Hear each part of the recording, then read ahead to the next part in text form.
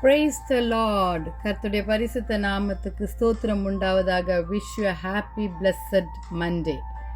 எப்படி இருக்கிற வாலிப பிள்ளைகளே, தேவ பிள்ளைகளே? நல்ல ஒரு ஆராதனை நேற்று தினத்தில் நாம் கண்டிருப்போம், கேட்டிருப்போம். அதன்படி வாழ கர்த்தரிடத்தில் நாம் கெஞ்சுவோமாக. இன்றைய தேவ வாக்கு நாம் கர்த்தருக்கு நாம் எப்படி பிரியமாய் நடந்து கொள்ள வேண்டும் வாலிப பிள்ளைகளே. எபேசியர் 5ஆம் அதிகாரம் 10ஆம் வசனத்தில் கர்த்தருக்கு பிரியமானது இன்னதென்று சோதித்து பாருங்கள். Try to learn what is pleasing to the Lord. Hallelujah. ஆம் தேவ பிள்ளைகளே, நம்மளுடைய வாழ்க்கையில் ஒவ்வொரு நாளும் கர்த்தருக்கு நாம் எப்படியாக பிரியமாக இஷ்டமாக வாழ வேண்டும் என்பதை நாம் கற்றுக்கொள்ள வேண்டும். அதன்படி டெய்லி நடக்க வேண்டும் வாலிப பிள்ளைகளே. 1 சாமுவேல் 2ஆம் அதிகாரம் 26வது வசனத்தில் சாமுவேல் கர்த்தருக்கும் மனுஷருக்கும் பிரியமாய் நடந்து கொண்டான் என்று நாம் வேதத்தில் வாசிக்கிறோம்.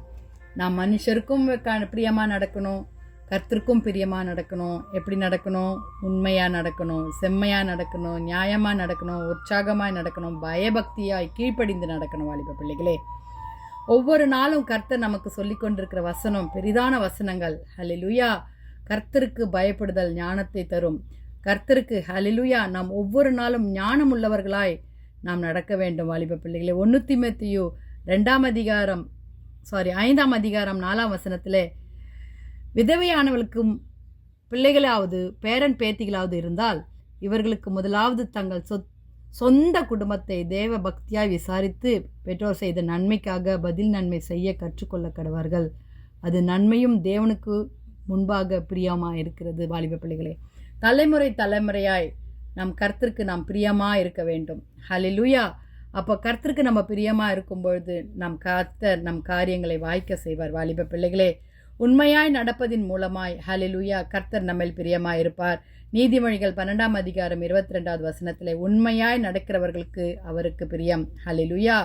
அதே சமயம் மத்தேயுல அவரே சொன்ன வார்த்தை 25ஆம் அதிகாரம் 21-23 கொஞ்சத்தில் உண்மை அநேகத்தின் மேலே கொஞ்சத்தில் நீ உண்மையாக இருந்தினா உன்னை அநேகத்தில் அதிகாரியாய் வைப்பேன் என்று சொல்லுகிறார்.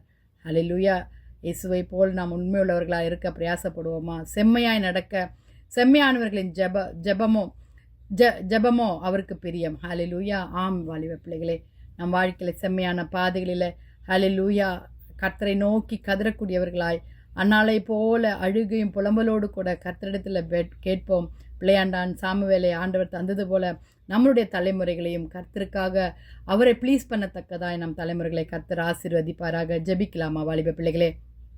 துதிகளின் மத்தியில் வாசமாக இருக்கிறாங்க பரலோக தேவனே. அப்பா, அருமையான இந்த நல்ல வார்த்தைக்காக ஸ்தோத்திரம் அப்பா. உமக்கு பிரியமாய் நடக்க எங்களுக்கு சொல்லித்தாங்க ஆண்டவரே.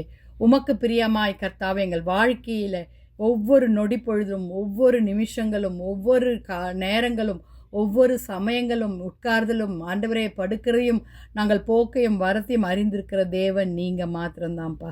அதில் எங்களுக்கு உண்மை வேணும் கர்த்தாவே, செம்மை வேணும் ஆண்டவரே, நியாயமாய் நடக்கணும்ப்பா, உற்சாகமாய் கொடுப்பதிலும் கர்த்தருக்கு பிரியமாக இருக்கணும், பயபக்தியோடு கீழ்ப்படிதலோடு கூட கர்த்தருக்கு நாங்கள் பிரியமாய் வாழ கிருபதாங்க ஆண்டவரே.